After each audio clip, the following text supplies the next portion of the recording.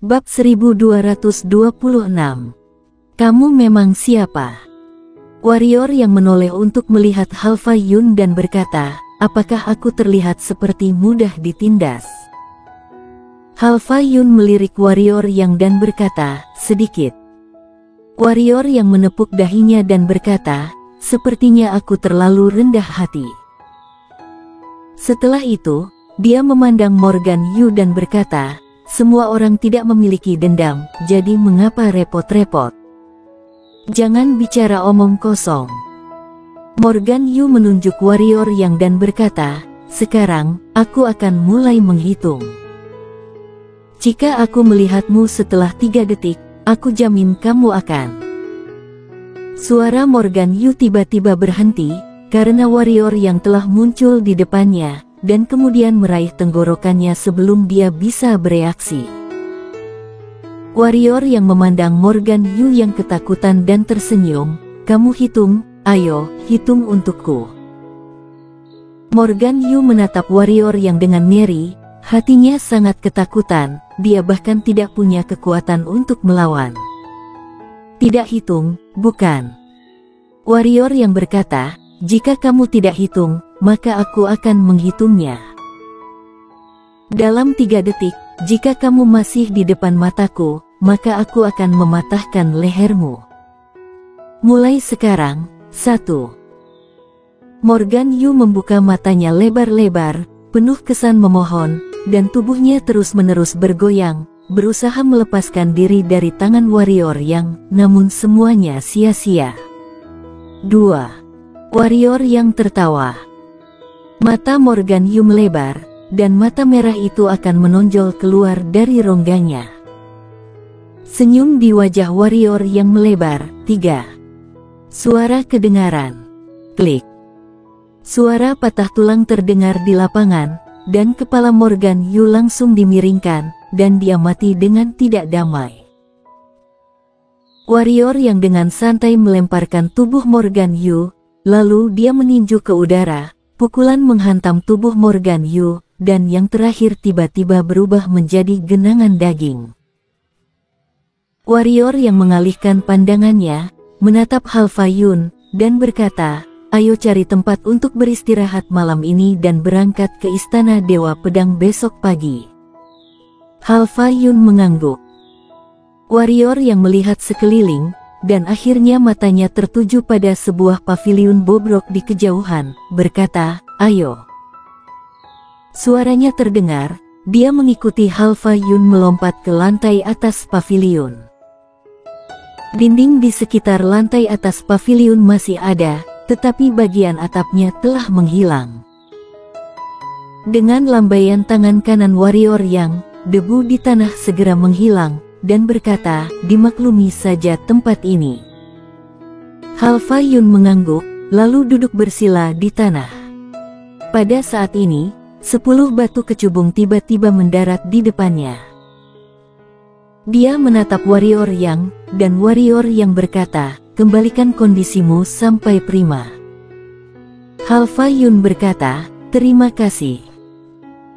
Warrior yang mengangguk sedikit, lalu berbaring di tanah, matanya beralih ke langit, langit masih gelap gulita, seperti lubang hitam.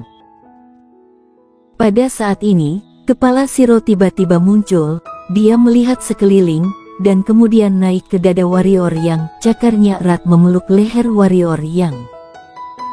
Ketika melihat kerah hitam sebelumnya, itu benar-benar membuatnya takut. Sekarang, dia masih takut. Warrior yang dengan ringan mengusap kepala Shiro dan berkata dengan lembut, jangan takut, tidak ada yang bisa menggertakmu kalau ada aku.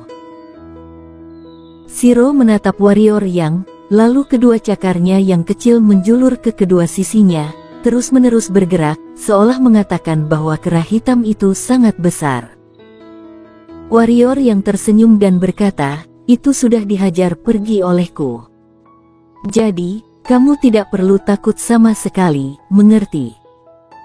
Shiro berkedip, dan cakar kecil menunjuk ke arah warrior yang, lalu ke dirinya sendiri, dan kemudian memberi isyarat. Warrior yang berkata, tentu saja, aku akan selalu melindungimu, tidak ada yang bisa menggertakmu." Mendengar itu, Shiro menyipitkan matanya dan menunjukkan senyum lebar, lalu terus mengusap dagu warrior yang dengan kepalanya yang berbulu. Dan Halfa Yun di samping tercengang, karena dia tidak mengerti apa yang Shiro bicarakan. Setelah beberapa saat, dia menatap warrior yang dan berkata, "Kamu, apakah kamu benar-benar mengerti apa yang dia katakan?" Mendengar kata-kata Halfa Yun, senyum masam muncul di wajah warrior yang, karena teringat masa-masa bersama macan tutul ungu, apalagi di awal, dia cukup tersiksa oleh macan tutul ungu ini. Bisa dibilang bahasa binatangnya mencapai level mahir, gara-gara dilatih oleh macan tutul ungu. Memikirkan macan tutul ungu, warrior yang buru-buru memeluk Shiro dan bertanya serius, "Kak Valet belum keluar pertapaan?" Macan tutul ungu sudah bertapa lama, dia belum keluar, jadi dia hanya bisa sedikit khawatir. Cakar kecil Shiro terus melambai. Setelah beberapa saat, ekspresi warrior yang berangsur-angsur mengendur, dan dia berkata, "Maksudmu, dia akan segera keluar?" Selain itu, dia menjadi lebih kuat. Shiro mengangguk cepat. "Bagus." Warrior yang mengangguk cepat, lalu dia melirik Shiro dan berkata, "Kamu telah menyedot begitu banyak energi spiritual, mengapa kamu tidak maju?" Shiro mengerjap, jelas tidak mengerti maksud warrior yang. Warrior yang menggelengkan kepalanya, mengusap kepala kecil Shiro dengan ringan, dan berkata, "Tidak apa-apa. Ayo tidur." Shiro menganggukkan kepalanya, lalu merangkak di dada warrior yang, kaki kecilnya memeluk warrior yang dengan erat. Warrior yang terkekeh pelan, lalu perlahan menutup matanya. Selain itu, Halfa Yun melirik warrior yang, lalu memejamkan matanya juga. Suasana menjadi sunyi, hanya angin sepoi-sepoi yang sesekali bertiup. Waktu berlalu sedikit demi sedikit, dan segera larut malam. Tiba-tiba, bayangan hitam melompat ke lantai atas paviliun, lalu melayang menuju posisi warrior yang. Begitu bayangan hitam itu tiba di depan warrior yang, mata warrior yang tiba-tiba terbuka, dan ekspresi bayangan hitam itu berubah, tenggorokannya langsung dijepit oleh warrior yang. Klik. Kepala bayangan hitam miring, dan nafasnya langsung putus. Segera, sebuah jasad terlempar keluar dari lantai atas paviliun. Pada saat yang sama, sesosok juga melompat keluar dari lantai atas paviliun, dan kemudian, ada suara klik terus-menerus di sekitar bagian bawah paviliun. Setelah beberapa saat, semuanya tenang kembali. Bayangan ini tentu saja adalah warrior yang melempar mayat di tangannya ke tanah, warrior yang melihat sekeliling, dan mereka yang bersembunyi di kegelapan segera menghilang. Warrior yang mengalihkan pandangannya, melompat, dan kembali ke lantai atas paviliun, melirik ke arah Halfa Yun yang tampak tertidur di sampingnya, lalu bersandar di tepi dinding, matanya perlahan terpejam. Saat warrior yang memejamkan matanya, Halfa Yun yang berada di sampingnya tiba-tiba membuka matanya, melirik warrior yang, lalu memejamkan matanya kembali. Keesokan harinya, tepat sebelum fajar, warrior yang dan Halfa Yun turun dari paviliun, dan keduanya berjalan menuju jalan yang jauh. Istana Dewa Pedang berada puluhan ribu mil di belakang kota pedang ini. Istana Dewa Pedang sangat besar, berkali-kali lebih besar dari kota pedang ini, tetapi banyak bangunan di Istana Dewa Pedang telah runtuh, jadi tidak ada jalan sama sekali. Untuk memasukinya ke dalaman Istana Dewa Pedang, harus meraba-raba sendiri. Selain itu, tempat itu ada jiwa pedang yang membumbung tinggi, jiwa pedang yang berantakan itu mengerikan. Jika tidak hati-hati maka akan menjadi sasaran mereka, pendekar kaisar bisa mati juga. Halfa Yun berbisik sambil berjalan. Selain itu, ada rumor yang mengatakan bahwa ada roh yang penuh kebencian di kedalaman istana, yaitu jiwa para master istana Dewa Pedang yang meninggal di masa lalu. Itu sangat berbahaya.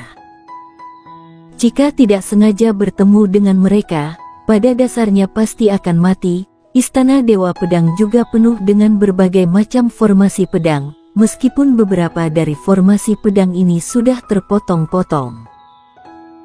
Namun kekuatannya tetap tidak bisa diremehkan. Adapun formasi pedang yang masih utuh itu lebih mengerikan lagi. Pokoknya kita harus hati-hati. Warrior yang melihat ke kejauhan dan berkata, selama aku memasuki istana Dewa Pedang, bagi aku, itu tidak berbahaya, tetapi aman. Kelopak mata Halfa Yun melompat, dia melirik warrior yang tidak berbicara, tetapi perlahan mengepalkan tangannya. Pada saat ini, warrior yang dan Halfa Yun tiba-tiba berhenti, karena ada lebih dari 20 orang berdiri di depan mereka, dipimpin oleh seorang pria botak dengan kapak besar. Semuanya setengah kaisar. Kamu membunuh saudaraku. Mata pria botak tertuju pada warrior yang. Saudaramu. Warrior yang mengerutkan kening. Dia orangnya. Pada saat ini, seorang pemuda di samping pria botak berkata, dia melemparkan tubuh kakak kedua dari lantai atas tadi malam. Ternyata dia. Warrior yang mengangguk dan berkata, aku memang membunuhnya. Siapa yang memberimu nyali untuk membunuh saudara Parker Yun? Pria botak memandang warrior yang dan berkata dengan kejam, jangan bunuh wanita, jangan bunuh pria juga, biarkan hidup. Suaranya terdengar, dua orang di sampingnya tiba-tiba menyerang ke arah warrior yang dan Halfa Yun.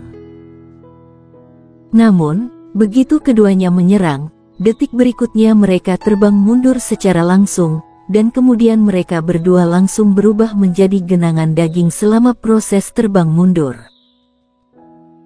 Melihat adegan ini, ekspresi pria botak dan lainnya berubah drastis, dan pada saat ini, warrior yang muncul di depan pria botak, pupil pria botak mengecil, lalu kapak di tangannya menghantam warrior yang. Bang!